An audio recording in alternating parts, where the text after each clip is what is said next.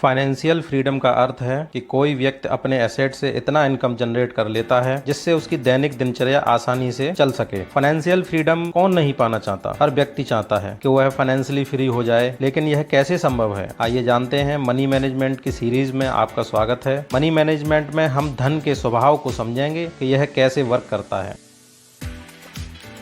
Money management एक important skill है जो व्यक्ति को अपने फाइनेंस के बारे में डिसीजन लेने में, फाइनेंशियल अचीवमेंट्स को अचीव करने में सक्षम बनाता है। चाहे आप अपनी फाइनेंशियल जर्नी स्टार्ट कर रहे हों या अपनी करंट स्किल को बढ़ाना चाहते हों, मनी मैनेजमेंट के सिद्धांतों को समझना बहुत इम्पोर्टेंट है। आज की तेज़ तर्रार दुनिया में उपभोक्तावाद व्यक्त है और फाइनेंशियल प्रलोभन प्रचुर मात्रा में उपलब्ध हैं। बड़ी तस्वीर को इग्नोर करना तथा वेतन से वेतन तक जीने के जाल में फंसना आसान है दोस्तों। हालांकि प्रभावी मनी मैनेजमेंट स्किल को अपनाकर आप अपनी फाइनेंशियल जर्नी को नियंत्रित कर सकते हैं और लॉन्ग टर्म सक्सेस के लिए एक ठोस आधार तैयार कर सकते हैं। Importance of money management. Financial stability and safety. Money management आपको फाइनेंशियल स्टेबिलिटी प्रोवाइड करता है जिससे आप एक्स्ट्रा सेफ्टी फील करते हैं। सिक्योर फ्यूचर इंश्योर करने में money management important role play करता है, लाइक बजट बनाना, सेविंग करना, इन्वेस्ट करना, फाइनेंशियल डिसीजन लेना। इमरजेंसी के लिए सेविंग करके और उसे इन्वेस्ट करके आप वेल्थ क्रिएट कर सकते हैं। मनी मैनेजमेंट आपको सेफ्टी नेट प्रोवाइड करता है। Unexpected events, retirements and long term goal achievement में मनी मैनेजमेंट हेल्प करता है।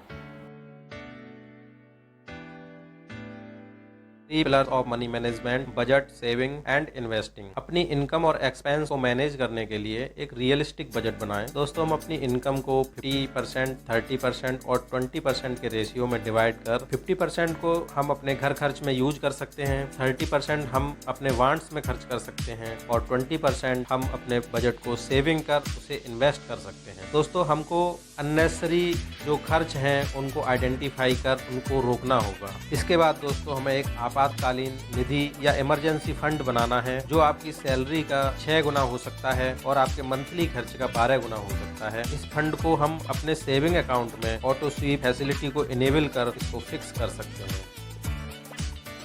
Debt management. अगले चरण में हम डेट मैनेजमेंट सीखेंगे। कर्ज प्रबंधन। अच्छा कर्ज वो कर्ज है जो किसी एसेट के लिए लिया जा रहा हो, जिसमें आपके वित्तीय कल्याण या भविष्य की कमाई की संभावना होती है। जैसे एजुकेशन लोन है, प्रॉफिटेबल बिजनेस के लिए लोन है, ये सब गुड डेट है। बैड डेट वो है जो हम लायबिलिटीज के लिए लेते हैं जिससे हम इनकम नहीं कर सकते। लाइक एक मोबाइल फोन है, वो लायबिलिटीज भी हो सकता है और एसेट भी हो सकता है। अगर हम लायबिलिटीज के लिए लेते हैं तो एक वो डेट बैड डेट है। Debt repayment strategies. दोस्तों, 2 स्ट्रेटजीज फॉलो की जाती हैं डेट रिपेमेंट के लिए: डेट स्नोबॉल और डेट एवलांच। आइए जानते हैं डेट स्नोबॉल क्या है।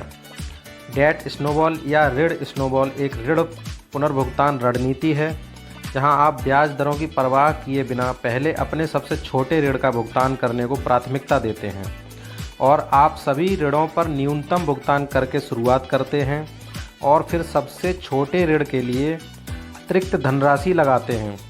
एक बार जब सबसे छोटा ऋण चुका दिया जाता है तो आप अगले सबसे छोटे ऋण की ओर बढ़ जाते हैं इत्यादि। जैसे जैसे आप छोटे ऋण को ख़त्म करते हैं, आप गति प्राप्त करते हैं जो बड़े ऋणों का भुगतान जारी रखने के लिए उपलब्ध